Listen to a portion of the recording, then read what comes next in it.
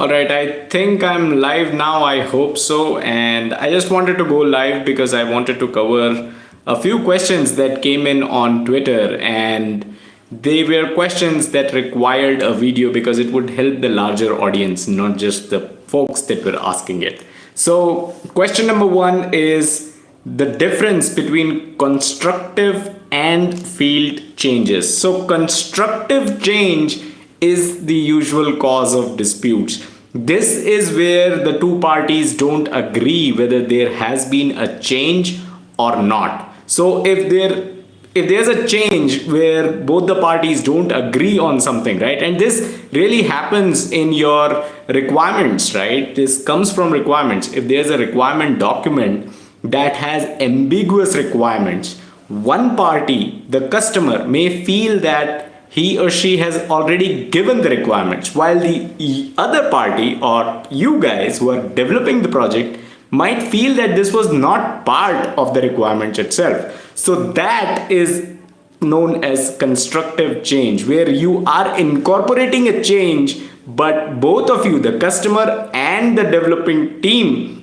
do not agree that there is a change. Number two is field change, and the difference between the two is a field change is also a change which is made in an emergency situation, right? So this happens when you're going live, when your project is going live and you just realize that, oh, something is not working and you need to quickly fix it. If you are right now deploying in production and something is not working, you are not going to go back and ask for a change management meeting or ask for documents to be updated, right? You will make that change then and there. Obviously, later on you're going to document it, but these kind of changes are known as field changes. Now you should document it so that later they don't become constructive change, right? The first one that we talked about. So that's the difference between the two. Constructive change is a change when two parties don't agree that there is a change, right? And field change is a type of change which is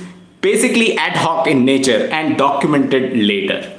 Now, another question that I received was about the types of sampling. So there are two types of sampling, and the person who asked the question actually noted them as well: attribute sampling and variable sampling. So attribute sampling is basically when you're sampling, asking questions. It could be a survey or anything. You're asking your team for something, right?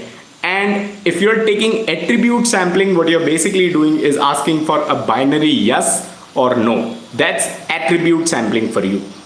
Second is variable sampling, and that is the degree of conformity. You're asking about how much, right? So when you say, okay, you are going to code this, how much time do you need, right? So that kind of sampling is variable sampling, when you are going to ask 10 of your development teams how much time they need. But if you are asking a question like, to all 10 of them, if you are asking a question like, will you be able to code this? Is this something that we should take in? That is where you want to do attribute sampling, and that is taking in a yes or no.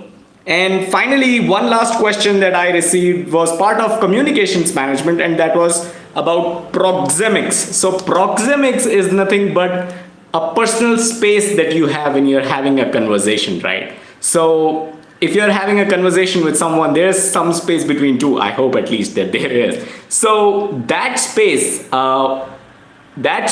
includes proxemics of both of you, right? So you have a certain personal space of yours, they have a certain personal space of theirs, and this personal space is known as proxemics. Now, obviously, this is not something totally related to project management, but sometimes you may receive a question in your PMP exam and you may see proxemics as one of the options, right? So I thought about discussing it. So that's all that I had in this quick video. 3 questions that I have been wanting to create a video on so that others can also benefit. I hope you enjoyed it. That's why I thought about quickly going live and answering this.